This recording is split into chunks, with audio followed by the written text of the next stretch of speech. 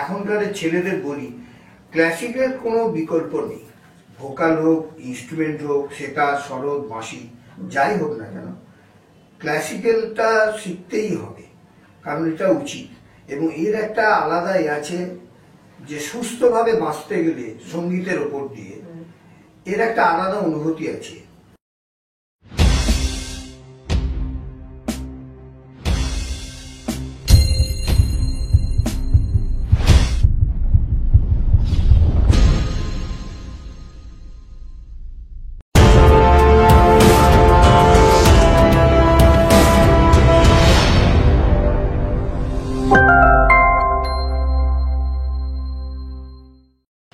নমস্কার, আমি অরুণিমা আবার তোমাদের সামনে হাজির হয়ে গেছি এই কাপ অফ চা উইথ অরুণিমার অনুষ্ঠান নিয়ে। Cup of cha with Arunima, আশা করি বন্ধুরা তোমরা প্রতি শুক্রবার সন্ধ্যে 7টায় দেখতে ভুলছো না, এবং তোমাদের অনেক ভালোবাসায় আমরা অনেকগুলো পর্ব এগিয়ে এসেছি। 150 এপিসোড আমরা পার করে ফেলেছি। আজকে যার কাহিনী, যার মানে ম্যাজিক্যাল স্টোরি নিয়ে তোমাদের সামনে হাজির হয়ে গেছি, যাকে আমরা বহু বছর জানি, চিনি, কিংবদন্তি একজন মানুষ, যার ম্যাজিক, মানে আমরা আজকে বেসিক্যালি আমাদের এপিসোডে ম্যাজিক দেখতে চলবো। ম্যাজিকটা হচ্ছে বাঁশির, রাইট? তো সেই ছোটবেলা থেকে যার প্রাণ বাঁশি নিয়ে, যার বেড়ে ওঠা বাঁশি নিয়ে, ছোটবেলা থেকে যার মানে বাঁশি ছাড়া তার জীবন মানে আলোময় হয়ে থাকে সবসময়। তো তোমরা সকলে জানো, নান আদার দেন পণ্ডিত বিশু রায় স্যারকে আজকে আমাদের অনুষ্ঠানে পেয়েছি। আমরা আপ্লুত, আমরা ব্লেসড। তো আজকে স্যারের কাছ থেকে, স্যারের মুখ থেকে তার এই বাঁশিময় জীবন, তার যে প্রাণ, তার সত্তা, সবকিছু নিয়ে আমরা আজকে cup of cha with Arunima অনুষ্ঠানে পণ্ডিত বিশু রায়ের সাথে কথোপকথন। Sir, thank you so much, আপনি সময় দিয়েছেন। আপনার এত ব্যস্ততম সময়ের মধ্যে মানে রিয়েলি আমি ব্লেসড ফিল করছি যে আপনার মতো মানুষকে আমাদের এপিসোডে বা আমাদের শোয়ে পেয়েছি। তো এই চারিদিকে একদম সরস্বতীর প্রভাব, মানে আপনার পাশে বসে আছি। সত্যি কথা বলতে সরস্বতী পুজোর সামনে বা সরস্বতী পুজোর দিনে ওনার কৃপায় চারিদিকে বাদ্যযন্ত্রের মধ্যে এরকম একজন গুণীজন, একজন পণ্ডিত মানুষকে আমাদের অনুষ্ঠানে পাওয়াতে আমি গর্বিত, আমি আপ্লুত। তো আপনার মুখ থেকে শুনি এই ম্যাজিক্যাল জীবনযাত্রা উইথ ফ্লুট। ফ্লুট মানে আমি ছোটবেলা থেকে বলছি, ছোটবেলায় মেলায় গিয়েছিলাম ঠাকুমার সাথে। আচ্ছা। তো ওইখানে মেলা থেকে একটা বাঁশি ঠাকুমা কিনে দিয়েছিল। আচ্ছা, সে বয়স কত ছিল স্যার? হ্যাঁ, তখন বয়স ঠাকুমার প্রায় 80-র কাছাকাছি। আচ্ছা, আপনি তখন খুবই ছোট? আমি তখন খুবই ছোট, আমার তখন 7-8 বছর বয়স হবে। তো তখনই আমি ওই মেলাতলায় একটা ছোট বাঁশি কিনেছিলাম, 2 আনা না এরকম দিয়ে। তো কিছুতেই দেবে না কিনে, যে বাজাতে হবে না। ঠিক আছে, কিনলাম। কিনে তারপরে ওইটা আমি নিজে একা একা প্র্যাকটিস করি। হ্যাঁ, কারণ বাঁশির উপরে একটা টান ছিল মানে। হ্যাঁ হ্যাঁ, তখন আমি জানতামই না যে বাঁশিটা কি করে শিখতে হয় বা কোথায় যেতে হয়, মানে একা একা বাজাই। তারপরে আমি বাজাতে এইরকম ভাবে 6 মাস বাজাচ্ছি, এবং স্কুলে নিয়ে যেতাম ওটা। স্কুলে আমার হাওড়া চামড়াইলে বাড়ি, গ্রাম ছিল। তো আমি স্কুলের পথে বাঁশিটাকে আমি ওই বুকের মধ্যে করে জামা আটকে নিয়ে যেতাম। তারপরে রাস্তায় রেখে দিতাম। এবার স্কুলে গিয়ে আসার সময় আবার ওই বাঁশিটা জঙ্গল থেকে নিয়ে আবার বাজাতে বাজাতে যেতাম। মানে কি মানে বাঁশির উপরে মানে ভীষণ একটা প্যাশন। হ্যাঁ, এবং আমাদের গ্রামে গ্রামের রাস্তাটা খুব গাছপালা ছিল, একদম ফাঁকা মাটির রাস্তা, যাকে নেটোপথ বলে আর কি। তো বাজাতাম। এবার বাজাতে বাজাতে অনেক দিন একা বাজাই, এবং আমি স্নানের ঘাটে গিয়েছি, বাঁশিটা নিয়ে গিয়েছি, সবসময় বাঁশি থাকতো। তো এই যখন দেখতাম যে এরকম সময় আছে, আমি বাজাই। মানে আমরা তো শীতকালের দিকে মানে শ্রীকৃষ্ণের মানে ব্যাপারটাও ফিল করতে পারছি। তো আমি তখন বাজাচ্ছি, তখন আমাদের ওইখানে স্কুল মাস্টার হাওড়া চামড়াইল গ্রামে রামলাল লস্কর, আমার প্রথম গুরু, উনি বলল, তুমি বাঁশি বাজাচ্ছ, তো তুমি বাজাতে পারো সারেগামা? তা আমি বললাম, না, আমি সারেগামা বাজাতে পারি না। তো বলছে, তুমি এসো, সন্ধ্যাবেলা আসবে, বাঁশিটা নিয়ে আসবে। তা উনি হচ্ছেন শ্রদ্ধেয় জ্ঞানপ্রকাশ ঘোষের ছাত্র। জ্ঞানপ্রকাশ ঘোষের ছাত্র, উনি আমাদের ওখানে স্কুলের টিচার। এবার তখন উনি করলেন কি, বললো সন্ধ্যেবেলা এসো, তো আমি সারেগামা তো জানি না, তো আমায় উনি সারেগামা দেখিয়ে দিলেন। ওনার কাছে প্রাথমিকভাবে আমি 3 বছর শিখি। সেই 7 বছর বয়স থেকেই আপনার শেখা শুরু? হ্যাঁ, শেখা শুরু। এবং পাড়ার ছেলেরা যখন খেলতো এই করতো, বাবা তখন আমাকে বলতো যে, আমার বাবাও কথা একটু বলে নি, আমার বাবা ছিলেন গ্রামের মাস্টারমশাই, মাস্টারদা বলে সবাই চেনে, এবং উনি যাত্রার দলে সুর করতেন, এবং ওনার নিজস্ব, তখনকার দিনে তো পয়সা কড়ির কোনো ব্যাপার ছিল না, টাকা পয়সা। এইবার যখন কাজ করে বাবা আসতো, সন্ধ্যেবেলা আমাদের বাড়িতে একটা আসর বসতো, এবং তাতে খোল, হারমোনিয়াম, করতাল, ক্ল্যারিনেট নিয়ে সব সন্ধ্যেবেলা রিহার্সাল করতো। পাশের ঘরে থাকতাম, শুনতাম। সেই হিসেবে বাবা আমাকে পাঠালেন রামলালদার কাছে, যে ঠিক আছে ওখানে তুমি শেখো। তো আমি শিখলাম। ওখানে 3 বছর শেখার পরে আমি দেখলাম যে এই তো রামলালদা তো ঠিক মানে বাঁশির জন্য না, উনি গান গায়, এবং ওনার তখন 30-40 জন স্টুডেন্ট, ছেলে মেয়ে নিয়ে। তো উনি আমাকে অনেক কিছু শিক্ষা দিলেন, এবং বললে তুমি তবলাটা শেখো, বলে তবলা বাজালাম, ক্লাসে বাজাতাম, ওরা গান গাইতো, এবং আমার বাঁশি শেখাও হতো, এবং তবলাটাও আমার হয়ে গেল। হ্যাঁ, না বেসিক্যালি দেখা যাচ্ছে স্যার যে বাবার থেকে মানে মিউজিকটা ফ্যামিলিতে কিছু ছিল। বাবাই আমার প্রথম গুরু, কারণ বাবা হারমোনিয়াম বাজাতেন, এবং সেই সব দিনে হারমোনিয়ামের যে ফিঙ্গারিং, এবং বাবা যে তখনকার দিনে খুব শক্ত তালে গান গাইতে, যেমন আড়া চৌতাল, জট, আমরা সেগুলো আমরা কন্ট্রোল করতে পারি না।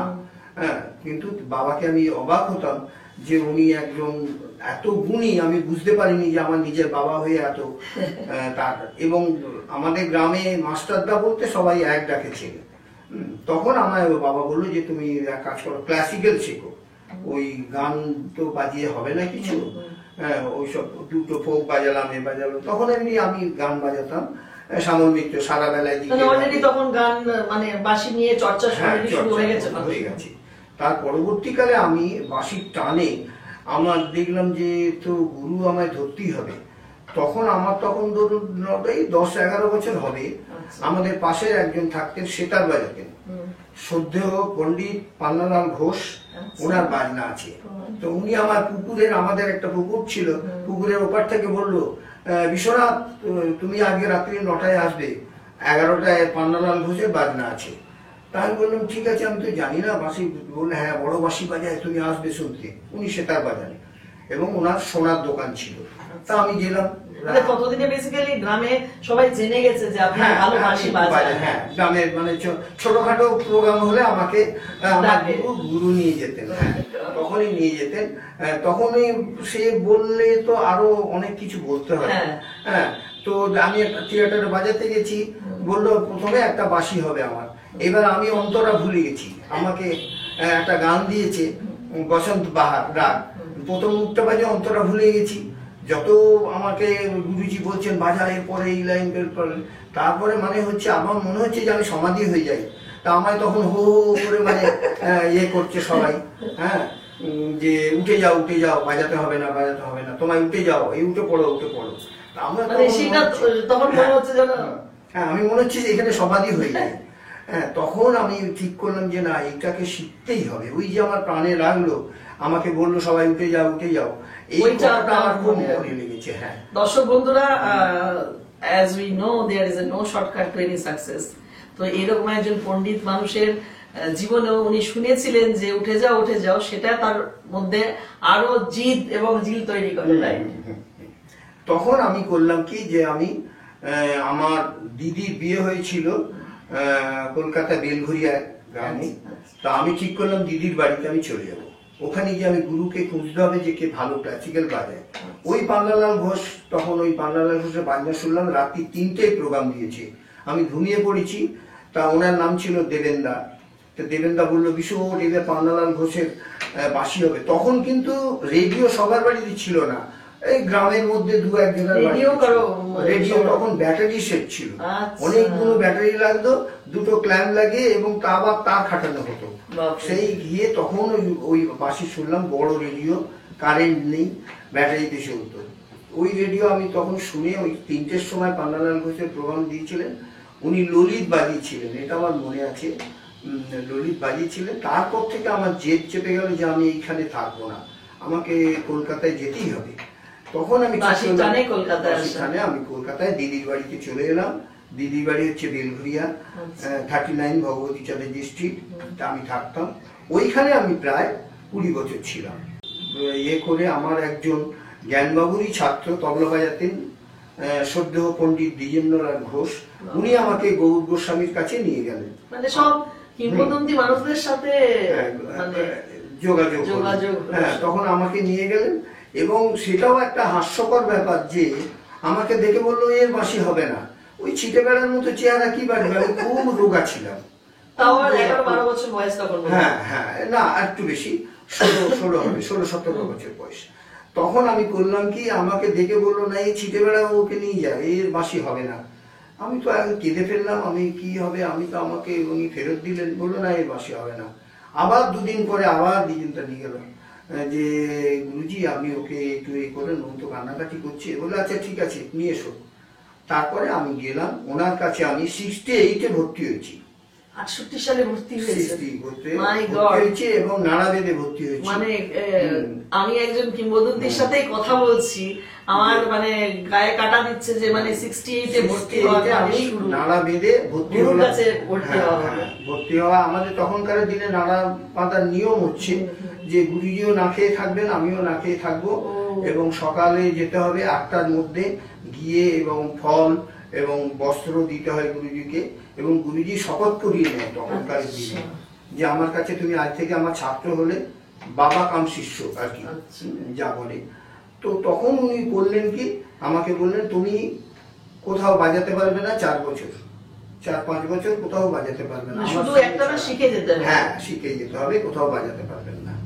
তখন আমি করলাম কি, আমি দেখলাম যে তো অসুবিধে, 4 বছর আমি কোথাও বাজাতে পারবো না, পাড়ার ছেলেরা, স্কুলের ছেলেরা ডাকছে যে এখানে বাজাও ওখানে বাজাও। তখন আমি করলাম কি যে ঠিক আছে, তখন আমি হারমোনিয়ামটা প্র্যাকটিস করলাম।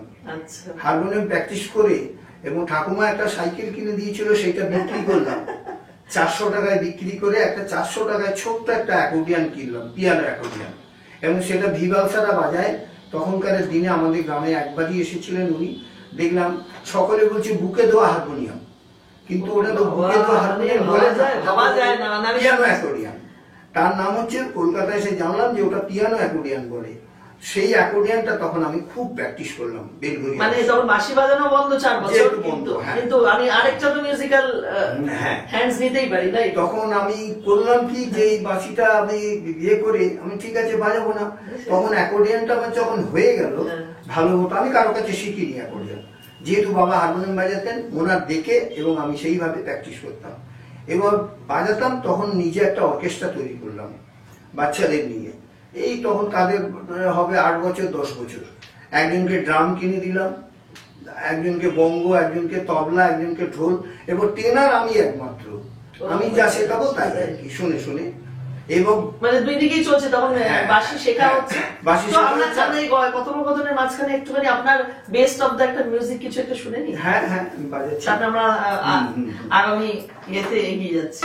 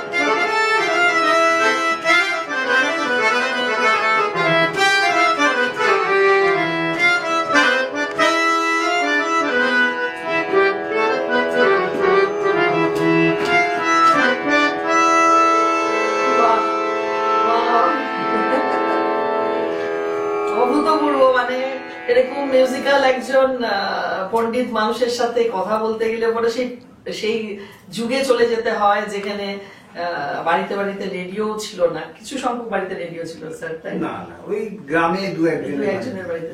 হ্যাঁ, তখন আর কি।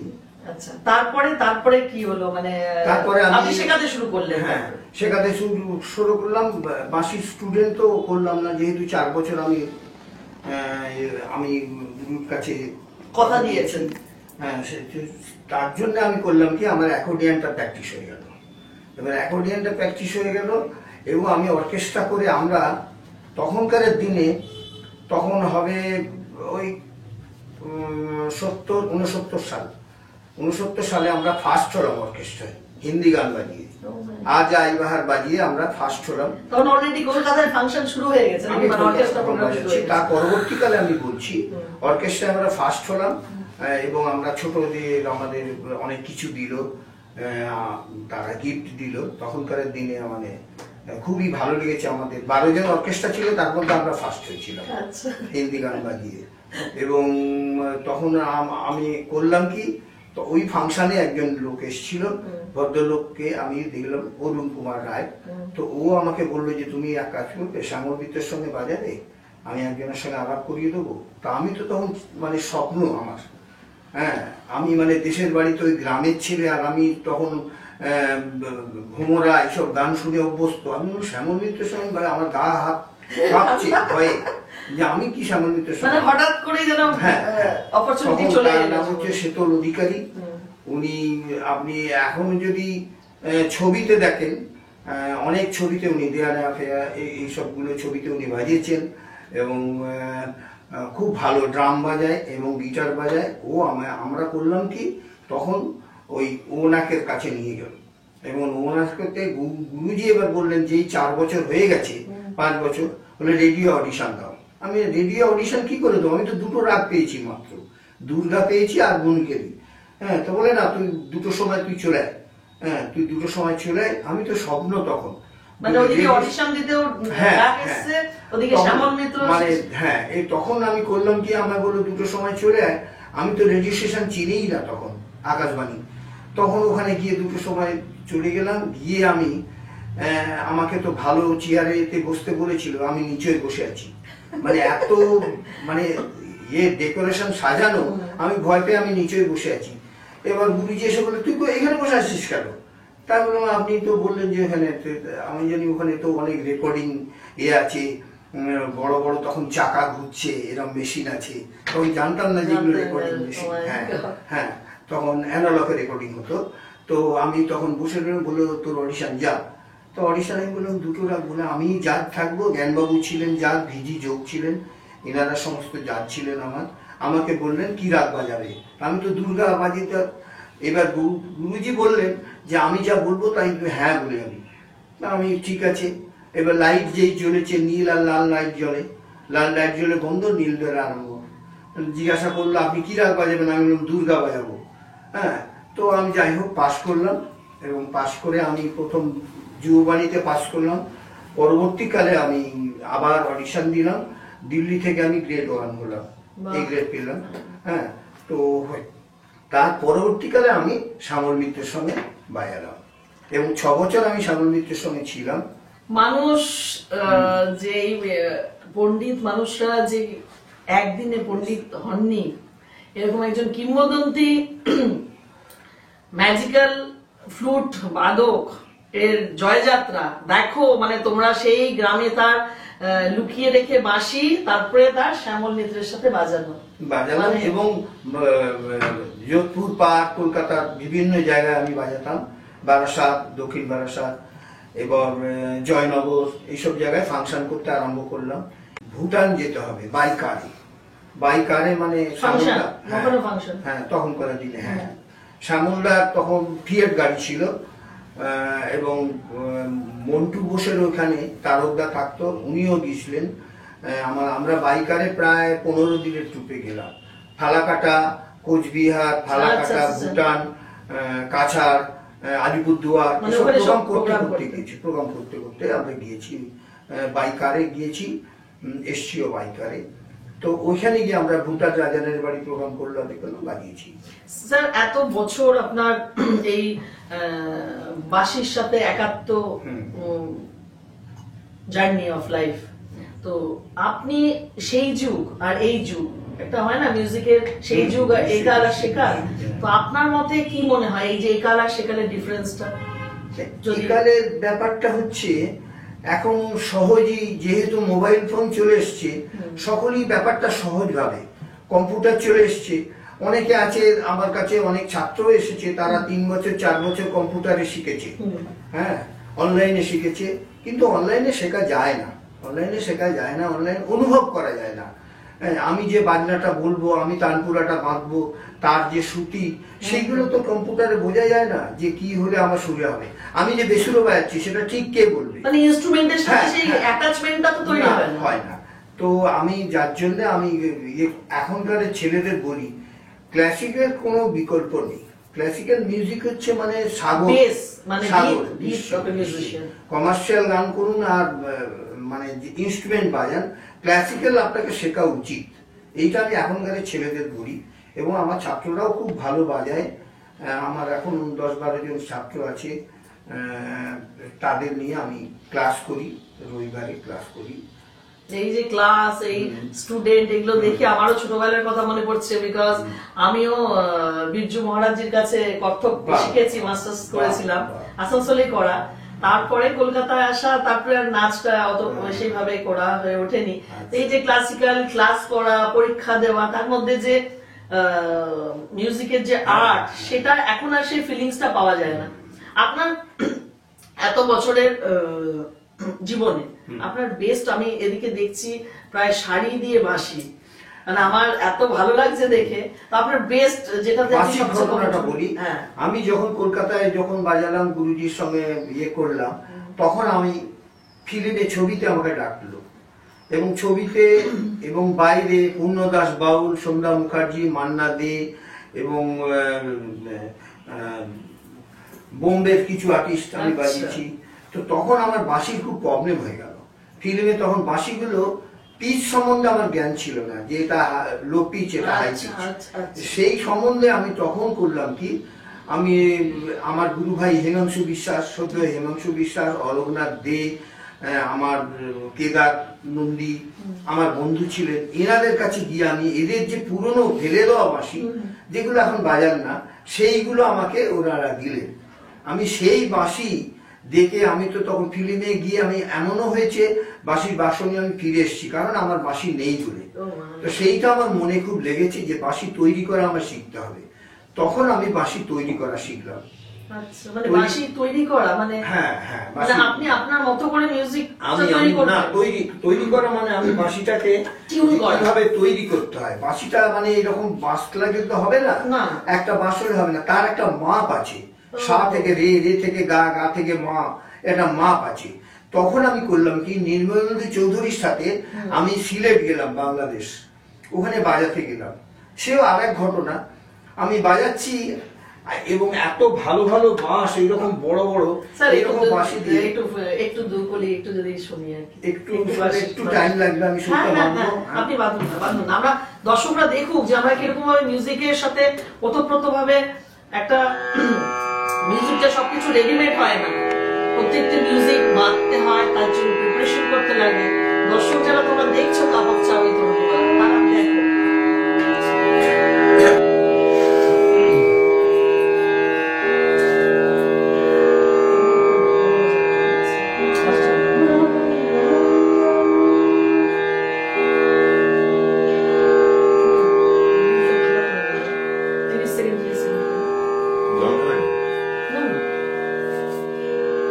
আমি সকালের একটা লাগ আলাপ বাজাচ্ছি, নট ভাই।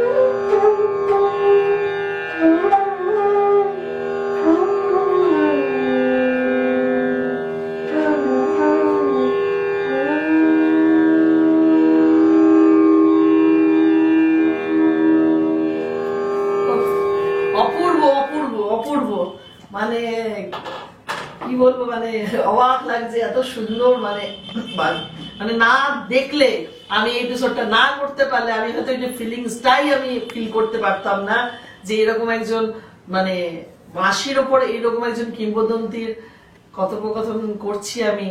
I am really amazed. কি অদ্ভুত, কি সুন্দর। তারপর স্যার এই বাঁশি নিয়ে শুরু হলো ফাংশন, অর্কেস্ট্রা। তারপরে বাঁশি নিয়ে আমি তো চাকরি পেলাম। চাকরি মানে 3টে চাকরি আমার আসলো। Oh my God!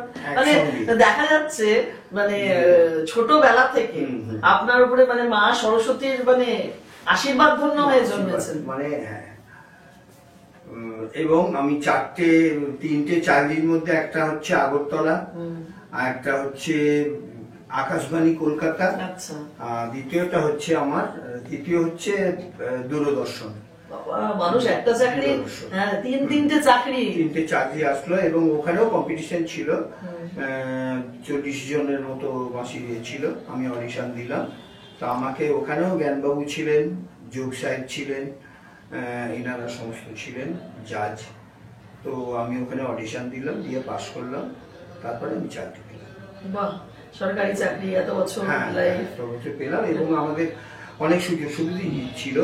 আমি 81-এ জাপানে গিয়েছিলাম, ওনারা পারমিশন দিয়েছিলেন। আমাদের এনওসি লাগে, তখন দিল্লি থেকে এনওসি পেলাম।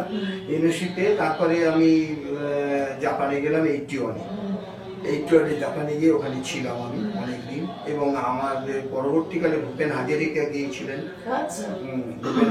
গিয়েছিলেন, আমরা একসঙ্গে অনেক প্রোগ্রাম করেছি। আমাদের ক্লাসিক্যাল প্রোগ্রাম হতো আর ভূপেন হাজারিকার গান হতো। এইভাবে ওখান থেকে আমরা থাইল্যান্ডে এসেছি, থাইল্যান্ডেও প্রোগ্রাম করেছি। এটা কোন বছরের কথা স্যার? এটা 81।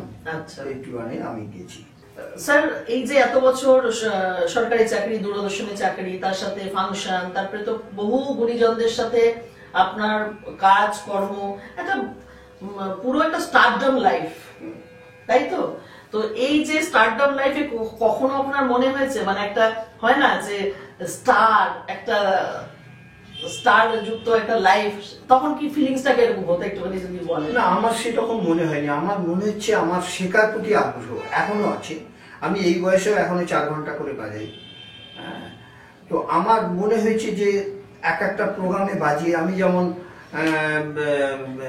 আলাউদ্দিন বাবার প্রোগ্রামে 2006-এ বাজিয়েছি, আলাউদ্দিন বাবার স্মরণে, এবং শিশির মঞ্চে হয়েছিল।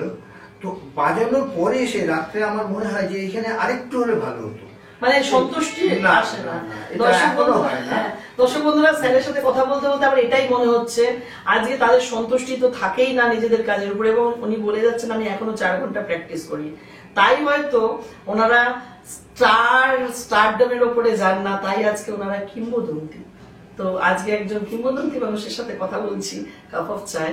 আরো কিছু মিউজিক নিয়ে চলে আসছি তোমাদের সামনে। তো মনে রাখো, there is a no shortcut to any success. যারাই তোমরা ভাবছো একদিনে একজন কিংবদন্তি হয়ে ওঠে, তার কিংবদন্তি পূর্ণ জীবনটা জন্য কত স্ট্রাগল, হার্ড ওয়ার্ক, কত কিছু তাকে করতে হয়েছে। এখনো উনি 4 ঘন্টা রেওয়াজ করেন। স্যার একটা প্রশ্ন মনে যাচ্ছে, এই যে আপনার মিউজিক্যাল লাইফ, এই যে আপনার এত কিছু বাদ্যযন্ত্র শেখানো, আপনার উত্তরসূরি হিসেবে আপনি কাদেরকে মনে করেন যে মানে কাকে দিয়ে যাচ্ছেন আপনার গুণগুলো? মানে আমার একটা সংস্থা আছে, স্কুল ঠিক বলবো না, প্রাইভেটলি আমি শেখাই, এবং তার নাম হচ্ছে বাঁশরী গুরুকুল। আচ্ছা, বাঁশরী গুরুকুলের ছাত্ররা খুব ভালো এবং প্রাইভেটলি শেখে। এখানে কোনো স্কুলের মতো শেখানো হয় না বা টাইম ধরে হয় না, যার যতক্ষণ না হবে ততক্ষণ আমি টাইম ধরে শেখাই। মানে এটা আপনার প্যাশন থেকে আপনি শুরু করেছেন? হ্যাঁ, এটা আমি বাঁশরী গুরুকুল। মানে কেউ যদি বাঁশি শিখতে চায় তাহলে বাঁশরী গুরুকুলে এসে শিখতে পারে। হ্যাঁ, এবং ওখানে ফোন নাম্বার তো আছে। তা আমাদের ইউটিউবের প্রোগ্রামের নিচেও আমি নাম্বার দিয়ে রাখবো। তোমরা যারা বাঁশির উপরে প্যাশনেটলি তোমরা যদি শিখতে চাও, তাহলে তোমরা বাঁশরী গুরুকুলে এসে অবশ্যই ওনার মানে সান্নিধ্যে এসে তোমরা শিখতে পারো। তো আমি আমাদের মধ্যে 10-12 জন আমার স্টুডেন্ট এখন, তার মধ্যে 2টি মেয়ে আছে, তারাও শিখছে, ভালোই বাজায়। হ্যাঁ, একজনের নাম হচ্ছে রিয়া আর একজনের নাম হচ্ছে শুভ্রা। আচ্ছা আচ্ছা, ওনার বাবা ডাক্তার, তারও ভালো বাজায়। তো আমি দুজনকে ওদের মধ্যে থেকে নিয়েছি। এনার নাম হচ্ছে দীপায়ন খোর, আর হচ্ছে আদি ডাকনাম, ভালো নাম বলো? কৃষ্ণেন্দু সেনগুপ্ত। হ্যাঁ, কৃষ্ণেন্দু। এরা একটু বাজার কৃষ্ণেন্দু আর আদি, রাইট? ওর নাম কৃষ্ণেন্দু, ওর নাম দীপায়ন। দীপায়ন আর কৃষ্ণেন্দু মিউজিকও স্যারের সাথে আমরা একটুখানি দেখে নেবো বন্ধুরা, তোমরা স্টে টিউন। তোমরা একটু বাজাও। হ্যাঁ, কি রাগ বাজাবে? আমরা হংসধ্বনি বাজাচ্ছি। হ্যাঁ, বাজাও, ছোট করে বাজিও, যা এই করা আছে। হ্যাঁ, নাও।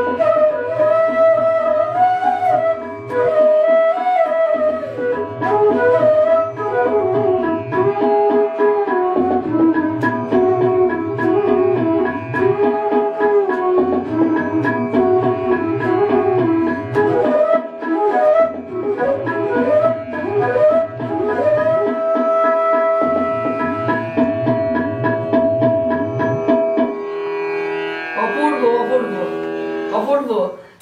সরস্বতী পুজোর বাগদেবীর আমাদের পুজো চলছে, তো সেই সান্নিধ্যক্ষণে দাঁড়িয়ে আমরা এই অনুষ্ঠানটা আপনাদের সামনে আনতে পারছি। আমি নিজেকে ব্লেসড ফিল করছি, অনেক সরস্বতী মায়ের অনেক আশীর্বাদ যে আজকে এই অনুষ্ঠানটা করতে পারছি। Sir, last but not the least, আমাদের অনুষ্ঠান শেষের পথে। ওরা তো আপনার যে এই যে প্রচেষ্টা, সারা জীবনের এত পুঁজি, সেগুলো তো আপনাকে কাউকে ট্রান্সফার করতেই হচ্ছে, তাই না?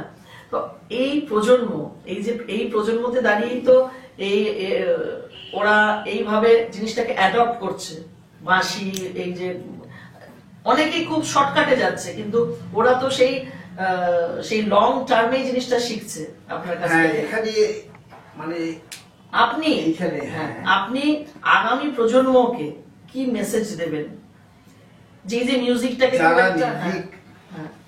আছে, ভোকাল হোক, ইনস্ট্রুমেন্ট হোক, সেটা সরোদ, বাঁশি, যাই হোক না কেন, ক্লাসিক্যালটা শিখতেই হবে, কারণ এটা উচিত।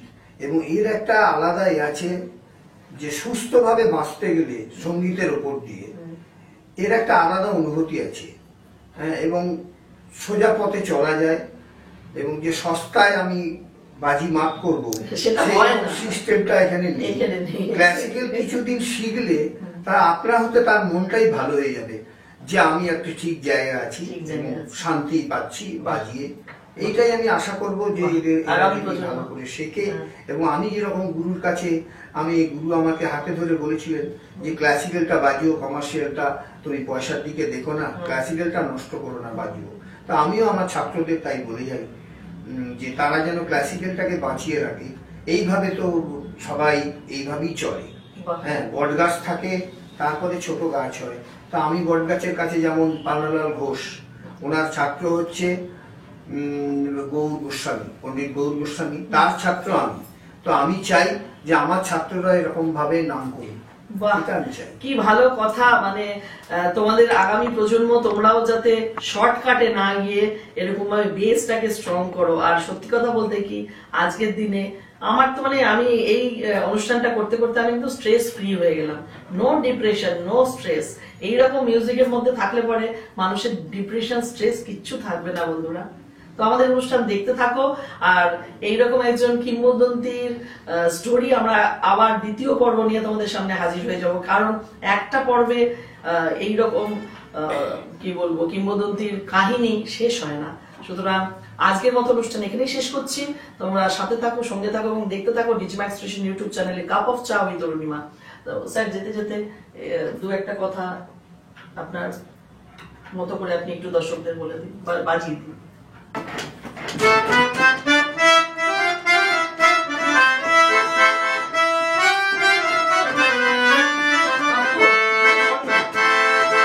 ক্যাশ আউট হয়ে যাচ্ছে।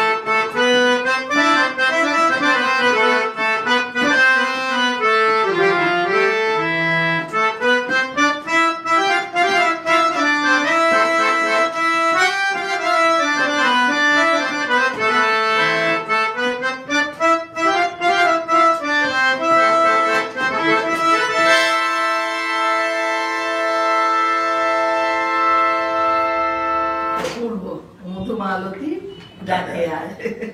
আজকে আমরা অনুষ্ঠান শেষ করছি এরকম একটা মিউজিক্যাল এপিসোড দিয়ে। আগামী এপিসোডে চোখ রাখতে ভুলবেন না। যারা এই অনুষ্ঠানটা দেখছেন তারা অবশ্যই সেকেন্ড এপিসোড দেখতে চোখ রাখুন ডিজিম্যাক্স স্টেশনের পর্দায়। আপাতত নমস্কার।